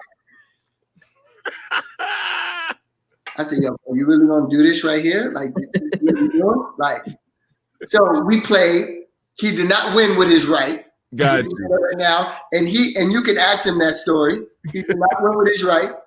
But in a one-on-one game, me versus Muggs, obviously, especially at that moment, Muggs would have beat me. You know what I'm saying? Like, if he could play with his left and his right. Yeah. Muggs was the nicest thing in the projects. That's a fact. There was nobody else that was better. A close. I'm not gonna get into my top 5 Douglas. Now you gotta say it top 5. You gotta say it top 5. Let me ask you something. You remember Mike Branch? Yeah, of course I remember Mike Branch. Woo! That handle was different. But his brother was something else too. Chris used to jump, but Mike's handle was stupid. Yeah, Mike handles was crazy. One of my favorite Douglas players also was Eric Opio. Prez. Absolutely. Yeah. The president. Wait, tell me, you gotta say your 5 though. I'm not gonna say my 5. No order. You can say them backwards if you want. Okay. No order. I won't hold you to that. I won't hold you as your number 1 to number 5. Just 5. I'll say, well, Muggs is my number 1, and I'm always gonna say that. Muggs is my number 1. I'm number 2. Okay. I'm gonna have to go with Corey Wright. Ooh. Okay. Corey Wright, Eric Opio, and 5. You know what? Who's the kid now from DR? He played for the Dominican Republican team. Right now? Right now, he plays for the DR team, and they say he's from our projects. I forgot his name. He's from Douglas? Yeah. Mm-hmm. Oh my gosh, I forgot. I seen this kid highlights. He young one, or a little older? Young. I can't believe I forgot his name right now. I'm drawing a blank. But I would definitely put him in there. From what I've seen, I would definitely put him in there. Because I don't want to leave the young guys out. Yeah. Absolutely. That makes sense. When I get his name on his IG, I'm gonna send you his IG. You did the Jamaican national team too, right? Yep. What was that like, and how'd that happen? Yo, so my agent told me to go to the passport place in New York to go get my Jamaican national, to go get my citizenship and my passport to so I could be a dual citizen. Mm-hmm. So other countries can get me not as an American. Okay. Cool. I go there. The lady said, "Oh, I see you play professional basketball." I said, "Yeah." She was like, "So you're gonna play for the Jamaican national team, right?" I'm like, "We got a team?" She was like, "Yeah." She's like, "Yeah, we have a team." I was like, "A basketball team?" She was like, "Yeah, we have a basketball team." Like, "You play basketball?" I'm like, "Yeah." She wrote down this number, gave it to me. She was like, "Call that number and then tell me you want to play." I call up this lady named Eden. She sent me her email after the conversation. I sent her my videos and stuff. They sent me a round trip ticket to Orlando Magic's facility. I'll go in there thinking like I'm gonna just see a whole bunch of Jamaicans like from Jamaica. Yeah, I didn't know. Once again, bro, I didn't know no better, bro. Yeah. now we talking about this project kid. Yeah. Play for the Jamaica national team. That's a fact. That was my next thing. Well, go ahead. So I walk in there and I see all types of big name players. Patrick Ewing Jr., Roy Hibbert, all these different dudes. And I'm like, God damn, what the fuck did I just walk into? Like, this shit is crazy. And sure enough, bro, it was literally, I want to say like 40, 50 people. It was a lot of people, bro. Sometimes when I tell a story, I say 80 because it just felt like so many people was there. Yeah. Every day people were getting cut. So that Garfield High School kid came out of me again where I had to dive on everything. Bro, sometimes the ball was already out of bounds and I was diving on just so they could say, like, at least keep him here for practice. Like, we making them work harder. I woke up one morning, bro, and I'm like in the top 16. There's 16 players left. And I'm like, all right, I may be able to make this shit because I'm going against players who are not just D1, but they're big time. Yeah, Utah State, Arizona, like all these big ass schools, and my Clemson. I'm High Point. People get High Point confused with West Point. So, like, I'm in trouble right now with all these like big D1 players. Yeah. And I'm like, all right, well, you know what? We're gonna stay on that grind, keep doing what we do. They split our team up to three teams, and we scrimmaged. And this is how they was gonna figure out who was who. First team, who they usually start, Patrick Ewing Jr., Roy Hibbert, the starting point guards, and everybody else from last summer. You the first 5. The bench from that year, you the second 5. And whoever's gonna be remaining, the cut squad, you the third 5. The first team play the second team, the first team win. First team play the third team, we win. We play the second team, we win. We play the third team, we win. Second team, we win. We smacking these motherfuckers. We get back to the first team, and the coach Sam Vincent, who at the time was the head coach for the Bobcats, he looking, you motherfuckers, the third team, you got to go against Puerto Rico in a couple of days. Like, this is like, he pissed off. So he kept having us play until one of them beat us, but they couldn't. Patrick Ewing, he take the ball, I get to the basket, I get an M1. Patrick Ewing Jr. couldn't take it no more. He grabbed the ball and he launched that bitch down to the other side of the court. Who the fuck is this thing? Who the fuck is this kid? I got him looking like Jordan out here. What the fuck? Like Jordan. Pat is a big time, like Pat is like big time Christian. So for Pat to be even cursing, I look at my man T, and he looked at me and he's like, yo, I don't think we getting cut today. He's driving in the car with Roy Hibbert. So it's Roy Hibbert driving the car, Pat Ewing Jr. in the passenger seat, me, T, and I forgot some other dude in the back. We're in Orlando, so we're going to Pat Ewing Jr.'s house because at the time he was with the Magics. So we go into his apartment to go, eat, have lunch or whatever, and go chill. Roy Hibbert was like, yo, I don't like the point guard on my team. Yo, and he looked in the back seat. He was like, when the fuck they gonna put you on our squad? And I was like, yo, bro, I didn't make the team yet. And he stopped the car. Said, yo, if you don't make the team, I ain't playing. Wow. There it is. So I don't know if that day Roy Hibbert told Coach Sam Vincent, yo, make sure Akeem Scott is in with the squad. But that was his statement. The next day, I was with the starting lineup. Right? And we was doing that thing. My boy, and we'll go back to the car scene. Roy started driving again. My boy tapped me like with the shoulder. He was like, congrats. Yo, you good. I was like, yeah, nah, we good. So I'm gonna pull him up with me for sure. Because he was looking good as well. So, and we both end up making a team together. Like that was just crazy. So once again, this kid from Douglas Projects now playing for the Jamaican national team. Representing the whole country. Representing the whole country, bro. And the crazy story about that is I played with them for a straight 5 years. 5 years. And I ended up becoming the captain. I become one of the leaders. It's fire. And like that for me let me know that I could be a leader, because at that time when you playing with a national team, these dudes, I wasn't making that type of money they was making.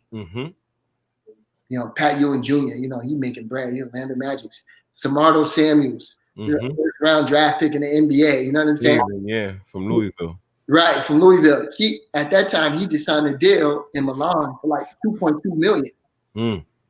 Adrian Uter, who's playing in Israel for big money. Jerome Jordan, who at the time was playing with the Knicks. By like all this big money. At the time, I'm only making maybe $3,000 or $4,000 a month. Got you. And you got guys that's making millions, and they looking at me to lead. And that for me was like really special, because I'm just like, all right, set aside the money, the house, the cars, fuck all that. When you get on the court, be who you are, because you don't never know where that can actually take you. You know what I mean? Don't try to portray to be somebody else. And that Jamaican national team was like something special. Like shout out to Tamardo, shout out to Jerome, Adrian, Pat Ewing Jr., Wayman Rose. They like these dudes were all studs making big time money, but they all was okay with me like leading at some point in time. That's fire. That's what's up. I want to hear this Bob thing though. That's what I want to hear. I want to hear the Bob Douglas story. Yo, so here's the thing with Bobby. Because, me and Bobby, we got into it quite a few times. Every time. Right. So my thing was that when I stepped on the court with Bobby was that I had to prove the car that this motherfucker he ain't what you think he is. You know what I mean? Like, he ain't what you think he is. Right? And I think also with Carl is that my game never looked like Carl game. My game looks like Taz. Yes. I thought you was Taz's little brother for so many years. Yeah. I used to think the same. Yeah, so the way how Taz ran the court, his spin move, I took all of that from Taz. Yep. And I felt like that was more of me. Carl was more, you know what I mean? Like he like a project, slow down, pass, take his little shots. John Stockton, you know what I mean? That was his role. And that was the people that he liked.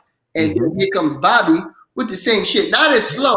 Bobby, he's smooth. You know what I mean? He got the jumper. And I was just like, man, I'm going to tear this fucking kid up. Like, I'm sick of all this shit. and the crazy thing was, like, there was never no time where I could ever say, like, I always got the best of Bobby because his style of play, even as a kid, was like, he didn't always beat you physically. Bobby was smart as a kid. Smart as shit. Yeah. He was smart as a kid. So I always commended, even when I look back in high school, I always thought about the players I was playing against. Bobby was playing chess a lot of times. You know what I mean? You got to think about it. Everybody in New York want to score. Here's this kid controlling the whole game with his passing ability. Like that was what's killing people. Because then when you try to stick to your man, the floor will open like this. And now Bobby got you one-on-one. And he was one of those people who had the handle. And he had the jumper. So my thing was, I didn't think Bobby was as physical as me. You know what I'm saying? So I wanted to clash with Bobby. 94 feet. Right. I can't even dribble. Right. While Bobby more time is playing chess. You know what I'm saying? Hit him off. Oh, now we got the one-on-one. Here we go. Pop, pop, pop. Cash. Get to the cup. Layup. You know what I mean? So that was my whole thing. So I didn't really enjoy the way how Carl liked Bobby so much. Yeah. So when I played against Bobby, I played with like a whole nother like ramp of anger and like energy. You know what I mean? That's what it was though. Like when we were growing up as kids, you were a few blocks away from me, and we were the same age, so they used to always compare us. You know what I mean? Like they used to always put us in that same, that same bunch. And I remember a time where we played at the GOAT. We played in the All-Star game, and we're always playing against each other. Yep. This dude is so competitive, man. And I tell you, I've met a lot of competitive dudes in my life. I played against a lot of pros. I played against, you already know, but Hawk had that competitive in him since he was a shorty. And for him to have that drive at that time with a seed didn't even start growing yet.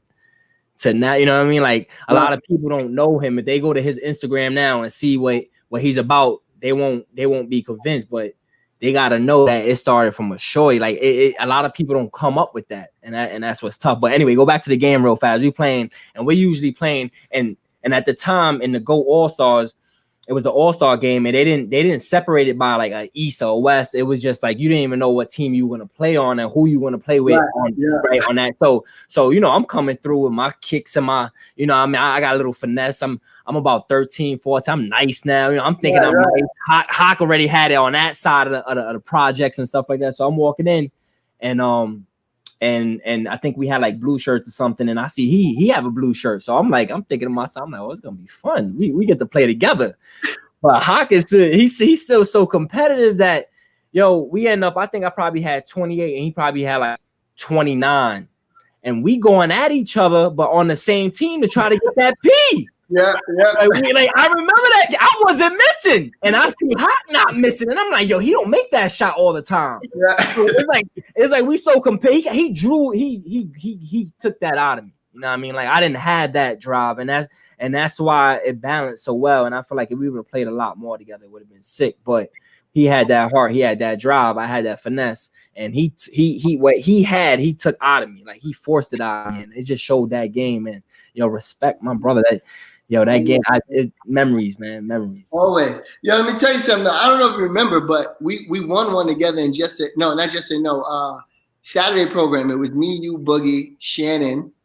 It was me. Yeah, I remember that. We won one together. That was easy though, and that was the thing. Like here, you got some kid, who understands the game better than anybody probably in our age at the time, and then you got me on the wing, who was just like, I just want to eat. So you put those two together, and then Boogie and Shannon were just out of their mind as well too. So you put us together, and it was absolutely it was a wrap. But to go against each other, I think that was probably the best part. And even now, when I would always tell kids, like now when I'm talking to kids, like don't be afraid. Like you said earlier with the IG shit, I hate that kids get blasted on IG for falling after a crossover or banged on. But I tell them every time I talk at a camp or I'm speaking to a team, fuck that. Don't even worry about that shit. That shit is only gonna go for 24 hours, and you'll be the same person the next day. Like exactly. Just go ahead about your business and keep doing what you're doing. But a lot of parents these days, bro, they're not letting their kids grow up to be like role players or just enjoy the comfortability of being a kid. They're trying to put that LeBron James pressure on them. And that's why a lot of kids are fading away. Like, nah, fuck that, I ain't getting dunked on. Like they don't understand. Like if your parents put that pressure on you, if you can't take that pressure, the parents got to learn to like chill. Like, all right, listen, he not built for that. Maybe he a role player, and there's nothing wrong with being a role player. That's one of the things I hate about the game now is that parents growing up right now is fucking up the game. Bobby, I remember your father being into the game all the time. I remember him being there. But there was a lot of times where your father just let you hoop. Facts, 100%. Right? Sit back, watch. Yep. Yeah, sit back and watch.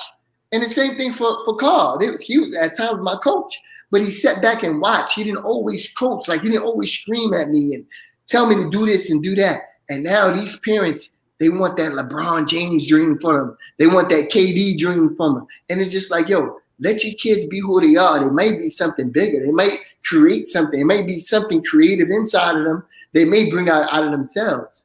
And I just kind of feel bad now for some of the kids growing up because they don't get to go on a court these days and be like, oh, hey, I'm KD today. I'm Steph Curry today. Mm-hmm. They always in drills.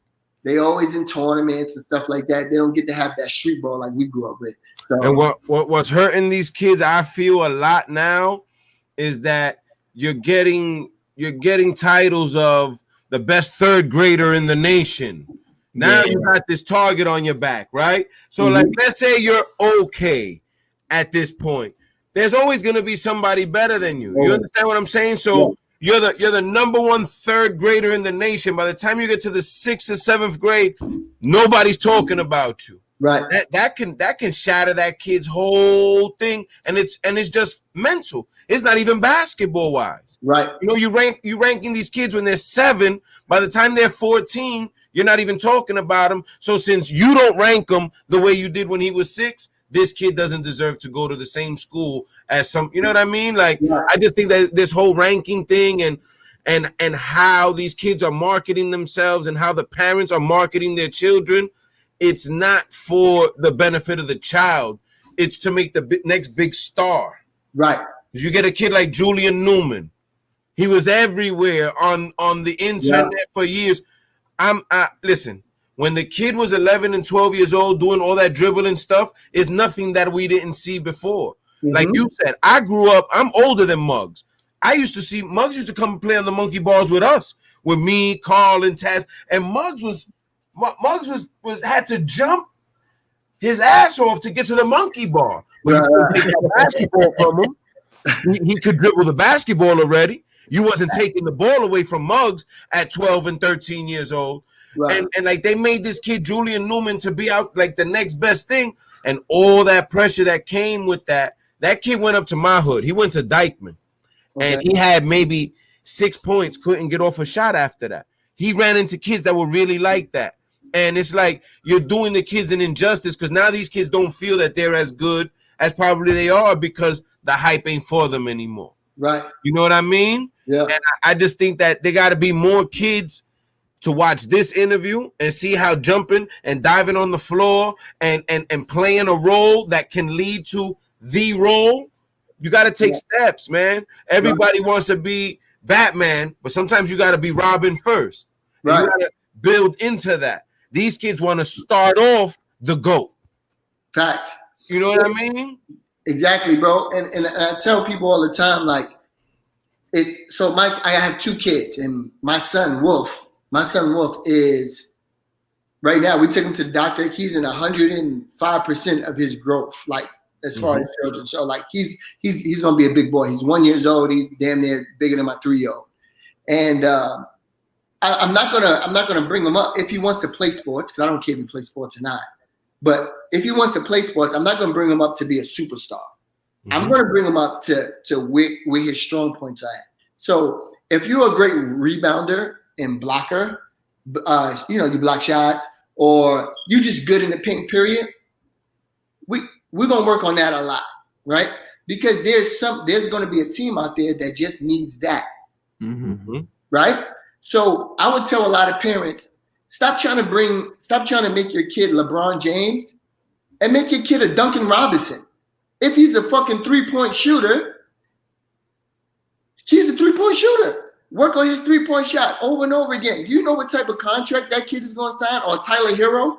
These guys are going to sign millions of dollars to do one thing: shoot the ball. Exactly. And everybody want to bring their kid up to be the next superstar. I was talking to a lady. Like I said, I have these different conversations to consult with different people. And this lady, I'm talking to her, and she says, well, my kid is not getting no looks from no big schools. I said, well, okay. Well, I asked her, like, do you play college basketball, stuff like that? No. So what's the big schools? The first school she said was Miami of Ohio. I said, wait. I said, that's a good school, man. She said, yeah, but it ain't. I talk how I want to talk. You can hang up the fucking phone on me if you want. I said, ma'am, stop. If that school offers him a D1 scholarship, and the kid just started playing at 16, if they're offering him a D1 scholarship, they say, we want you for the next 4 years, take that shit because they see something in him that he can do. I watched his highlights. This kid is 6'8". He can run the floor like he runs like a deer. Everything is a dunk. Bow, bow. But he's super skinny, linky. Everything is a dunk. He can go to the league like that. There's no difference between him and it's hard to say his name, Antetokounmpo. Antetokounmpo. Yeah, it's Giannis. There's no difference between him and Giannis when Giannis first got in the league. They need work. That's all it is. Yeah, right. You see what I'm saying? So sometimes, like I would tell parents now, if there's something that your kid is doing good or great, focus on that thing. There's nothing wrong with them being an amazing role player. They could be a superstar at their role and create a life that you guys never imagined. Exactly. See what I'm saying? And that's when I get frustrated with parents now. Is it's like everything is trying to be like a superstar. And it's just like every kid ain't built for that type of pressure. Nah, it's the pressure that comes with it, man. It's different. You're under a microscope. You got a lot of criticism, and that's not easy for a young kid to take. It's not easy for a parent to take. Right. Like I've gone to games and seen parents get into fights over their kids playing football. You know what I mean? And it's like, oh, that kid sucks. He's like, yo, that's my son. Watch your mouth. Well, your son sucks. And it's like, oh, and you know what I mean? It gets crazy. Right. Be that way. It gets crazy. Right. Like I was, and that's one of the best things about growing up in the projects is just that nobody gives a fuck. So at all. So even if somebody's saying like, yo, your kid ain't shit, that bum ass, blah, blah, blah, You just gotta live with it. You know what I'm saying? Exactly. Either your kid get better or you say something about that person's kid. That's just that's the nature we was built up with. You know, that we was built upon, like being in the projects, especially Douglas, because it was just so competitive. Yeah. And I remember playing in my first playoff game in Finland. And this is a true story. I told you at that time I was playing against a point guard named Petru Copeland, who just got drafted by the Portland Trailblazers. And they didn't want him to go to the league yet. So they said, go back. They drafted him. They had his rights. They said, go back, chill for a little bit, gain some more experience, and then we'll bring you up next year. So I'm backing up him, my first playoffs, getting to the playoffs in this gym called Lati. And now it's not even an arena, it's a gym. Okay. These motherfuckers got purple on one side and black face on the other. And they damn near over the railing trying to touch you, screaming. I'm like, oh shit. Like this is bro. I'm talking about this shit is crazy. Like I've been in some wildest shits now being in South America, because being in Mexico and Chile, I've seen some crazy ass gyms and arenas. But that Lati shit started preparing me for it. And bro, I just remember just no homo, pause. Like pause on this whole shit. Pause on this whole shit. Like, yo, bro, I got so the nerves and watching all these people, literally I had to grab my shit to the left and I just feel me leaking. I'm like, oh shit, nigga, I'm nervous as a motherfucker. I'm like, oh shit. Because and here's the thing, we go back to the pressure. I never had this much pressure on me. I'm playing with a future point guard that's going to NBA.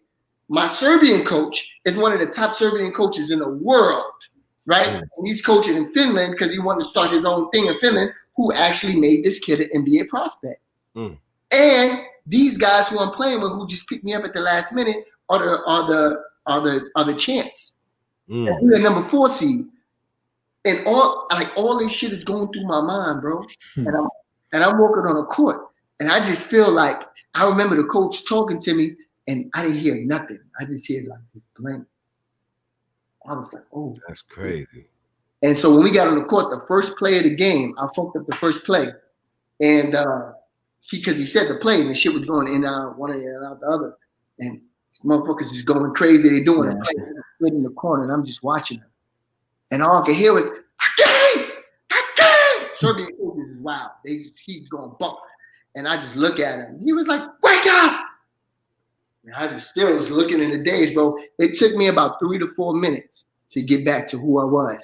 And the kid Pexico, he punched me in my chest. Pow! Like, come on, bro, you all right? And then afterward, I got it still, laid it up, and I was back on my shit again. But once again, that pressure was just totally different than I ever felt. So imagine that type of pressure on a 12-year-old or a 2-year-old. We talking about a man. I was 24 years old at the time. Yeah. Damn near what the fuck is happening here? You know what I'm saying? Yep. And you know what I'm saying? And I know that story was crazy. Don't let these other motherfuckers fool you. They don't be nervous walking into some of these games. Facts. That's a whole fact. We human. Everybody's human. Yeah. You have emotions. You have, you know what I mean? Anybody, you know what I'm saying? I was gonna ask you what has been the toughest country so far, competition-wise, basketball-wise, for you to compete in that you've experienced so far? Because you're the ageless wonder, so you're gonna play till you probably 90 years old.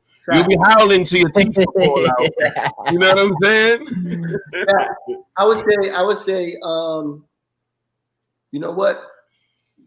I can't go on exact country, but I tell you this: playing the Jamaican national team, the one person who gave me a nightmare was JJ Barrera, playing against him in Puerto Rico. Oh yeah. He changed. He was one of the people that changed my whole career. Yep. When I played against him in Puerto Rico, and this is one of these crowds, this motherfucking arena was packed. And I thought at the time Carlos Arroyo was the dude. I thought he was the dude. But when they said JJ's name, it was It was nothing I ever heard before. And they said his name. I never knew JJ name was so long until I heard the way. Oh, yeah. They, one, and that the crowd was going fucking like bonkers. And I'm like, oh shit. So my coach coached him at Dallas at the time. And he said, listen, just give JJ space. Fuck that. I didn't give him no space. I'm 94 feet in this guy. He mad quick. Good gracious. Yo, Bobby, the way how he used his speed, his change of speed in that pick and roll, not only did he give me 30 that night, but oh man, I was like, what the fuck? I remember when Barrera was a freshman in my conference. Trash. Like wasn't even he was okay. He went from his freshman year of Northeastern to his sophomore year. I'm looking at him like, what happened? He took his game from here. But I ain't mean to cut you off, but yeah, man. Nah, like bro, he was absolutely bro. He was different, and I say, and that's when I say you said the hardest country. I would just have to say the Jamaican national team because playing against Puerto Rico in DR every other year was so tough, and JJ Barrera. He was one of the reasons why I actually started playing in South America. So that year that he killed me, I admit it. Like he destroyed me. His pick and roll game was crazy, and coach kept telling me to give him space, and I wouldn't give it to him.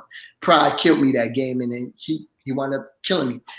That whole year that I was in Montenegro during my season, I would wake up early, and I would get to the gym early, and I was practicing against JJ every day. I was practicing against JJ every day.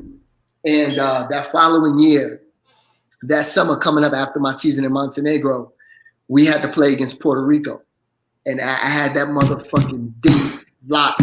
I want circled on the calendar. I want this guy, and I want him with my style. So my coaches once again said, give him space. I'm not giving him no fucking space. I know what's going on now. For him, I got something for him. And we went back and forth that day.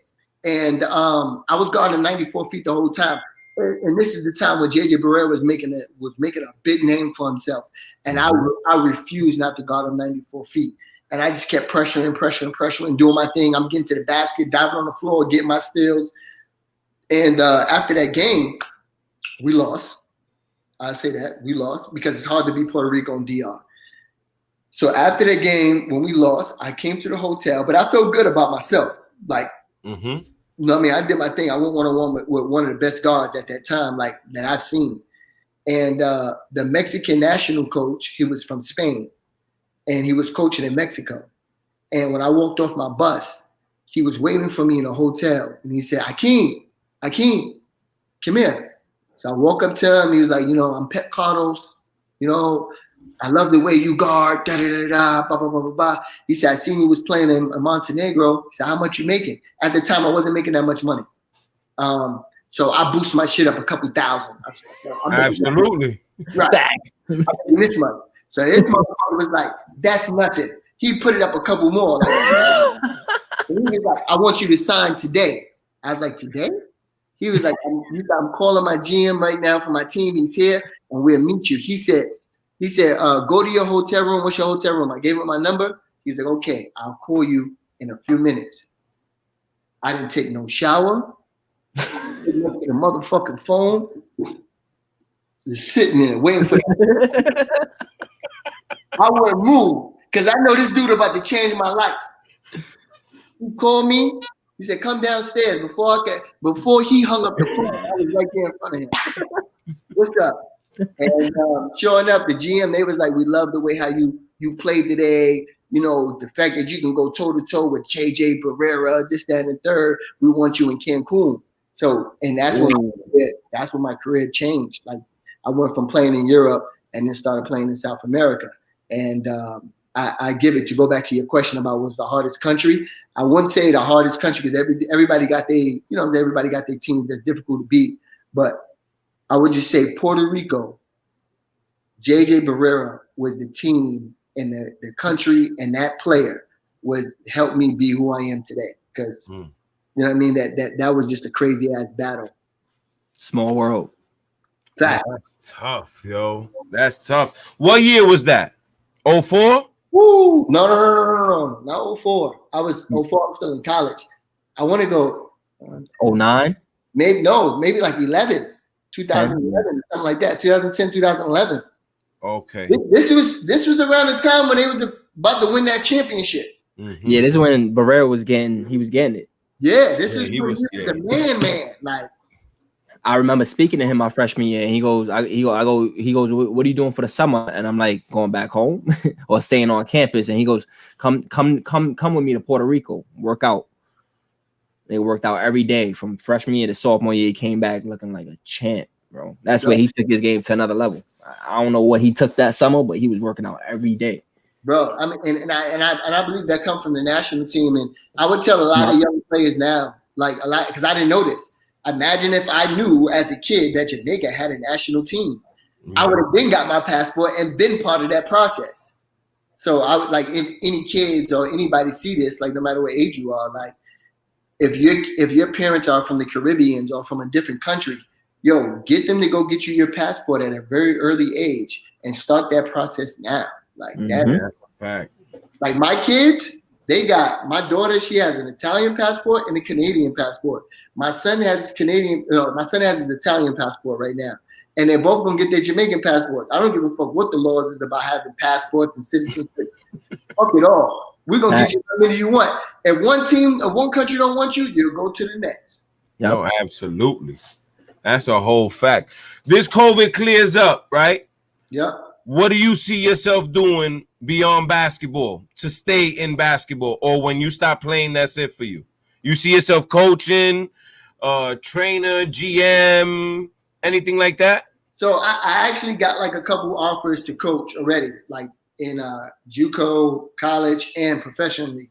Some of the teams that I play for, the organizations, they want me to come back and coach. They seen like what I did with my leadership. And yeah, you need people like you on the bench, bro. More people like you in this world, man. So I appreciate y'all. I appreciate both comments, bro. Fact. And so one cool thing about my career is if I start with a team, we always make it to playoffs. So I take that to heart, and that's come from me studying the game and studying my opponents. So I definitely can see me as a coach. After I'm done with basketball, my wife is Italian. So she wants to spend about 4 or 5 months in Italy, where her family grew up at, and we're going to be there for a little bit. So I'll take a break. I think this is the fucking break, the COVID break. But is this your first break since you turned pro? Yeah. No. This is my second break. 1 year I didn't get picked up by nobody, went broke. That's a whole nother story where I went broke. My girlfriend, who's not my wife, she was getting on my fucking nerves, and we was headbutting each other. And she had to take care of everything, and pretty much nobody felt like basketball was for me anymore. But you know what I'm saying? God got bigger plans than anybody else thoughts on you. So absolutely, he wound up opening doors for me in that situation, and I went back to go killing on the court, and then continue my career on. So this is my second break as far as my career goes. Like them 15 years, I had that whole year off, and nobody picked me up.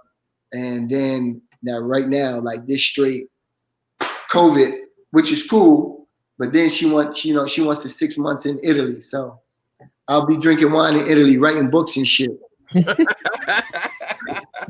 And what have you done to stay in shape? Because you don't look like you got that COVID weight on you, boy. Nah, I don't. So in my garage, I got treadmill, the whole weight set, and then outside of the garage, I got a basketball hoop. So I put the work in. Bro, everywhere I go, bro, I got the hoop, dog. So my man. I got that picture hoop down here too. So you know what I mean? Like I can lay on the floor and just shoot the ball up in the air. Like I'm always working, bro. Got the pup howling? Bro, them two don't even need to howl. Them two wild ass wolves up there. Them dudes is wild. My daughter and my son, bro. They both wild. I'm hoping my son be a football player though. But I ain't football, you said? I want my son to be a football player. Got you. I hope he loves basketball. They breeze, and there's less concussions, and it's not too bad on the shoulders. Facts, but you know what I mean. It is what it is. People doing their thing on that gridiron too. I'm gonna just tell him, make sure he absolutely. Just I'm gonna play cornerback and don't tackle like Deion Sanders. Facts. Yeah, that's it. Yo, Akeem, I appreciate you, bro, giving us this time and that story, because it's like I said, growing up. Oh, look, see, this is what I look like. You know what I mean? Like, bro, you didn't even have to do that. It was crazy when I seen you follow me and I clicked on a profile. Yeah. Like, damn, where I know him from? 865. Yo, I promise you, I was like, yo, he must have been with like Taz and calling him. He's like 13 years old older than me. And I was like, damn, I just can't pinpoint it. And then when you sent the message, I said, yep, I know exactly who it is. Yeah, yo. I ain't seen Carl since we was probably like 13, 14, 15, like high school days, man. I told Carl to tune in. So hopefully, you know what I'm saying, watch. I gave him the link and everything. Okay. Yo, bro, y'all content is fire, dog. You see me laughing at the stuff that you were posting up and stuff like that. So I'm definitely watching, bro. And I just want to tell y'all, man, I know, like when we doing stuff like this, that just seems like everybody got a podcast and all that. You know what I'm saying? Just believe in that shit. You know what I'm saying? I know there's gonna be people who's close to you that's not watching it or may not be supporting it and shit like that. But just do your motherfucking thing. At some point in time, it's gonna hit. You know what I mean? It's the people closest to you that don't mess with you until everybody else is messing with you. Facts. I ain't worried about that. Honestly, like I started doing the interviews on IG just as my way of paying homage to people that I feel some people might have not appreciated all the way. You know what I mean? Like you said, Muggs. I got Muggs there. You said P.U. and Junior. I got him there. I met him through IG, and I have been wanting to reach out to you because I know who you are. I know who you were turning into. I didn't get to see the high school Keem and the college Keem, but with Google, you can see everything that everybody's doing, and you're doing what it do. So it's like maybe downtown they know you, but in Dykeman, I want to bring that to them. Like, yo, we everywhere, bro. We everywhere. You know what I mean? And I interviewed Bob. I interviewed Wingate. I interviewed a whole bunch of people that I just want to give flowers to while you're here to smell them, because I respect what everybody did, and everybody's story is a story. I appreciate that. Send me your address. My jersey going up next. I got one for you. Oh, that's light work. That's light work. You know what it is. You already know, Keem. I appreciate you, my brother. You already know. I appreciate y'all too, man. Definitely, man. I appreciate that. Anytime, dog. Whatever y'all need from me, bro, just holler at me. Yes, sir. Yes, sir. Give my love to the family. Tell Carl that if he's still fat, I'll play him one-on-one. But tell Taz, leave me alone. All right. yo, Earl, I'm telling you, my dude Earl, man, Bubba Earl, man, he losing that weight too, bro. He been on his juice cleanse. So he's getting it together. So you better watch out, bro. There you go. I'll take the bets before he lose the weight. Yeah, man. One more thing, man. You already know the rules, man. How before you eat, whatever you do, man. Yes, sir. Absolutely. I appreciate you, Killer. Appreciate you, Killer. You already know. Yeah, I think I'll be watching. All right. See ya. That was dope. That was dope. That was dope. It didn't even seem like we was on there that long, but that's what's up, man. Because it's like I said, bro. I seen y'all coming up, and I was like, yo, Shorty's different. Like the way he approaches the game. Like, cause I was like that. I lose, I cry, I'll be tight, my nigga. Like I'll be tight, bro. But there's a lot of kids that'll just blame somebody else on their team why they lost and walk off like that. Absolutely, bro. He's the definition of inspiration, man. That kid, he was born with it. And again, like you said, when we were playing when we were young, he was different, bro. And I wish our youth was still that way. You know what I mean? Like they didn't. I feel like everybody gets fed with a spoon to their mouth. But this kid ate. You know what I mean? He had to earn it. Like that's what I want to see more. You know what I mean? But again, everyone's different, and times are different. But he's dope, man. Shout out to my man Akeem. Yeah, absolutely. Absolutely. Shout out Akeem Scott. He's sending a jersey in for the Wolves, so you already know it's about to get crazy. Yes, sir. Yo, Easy E. Bob, you already know, man. What's the word?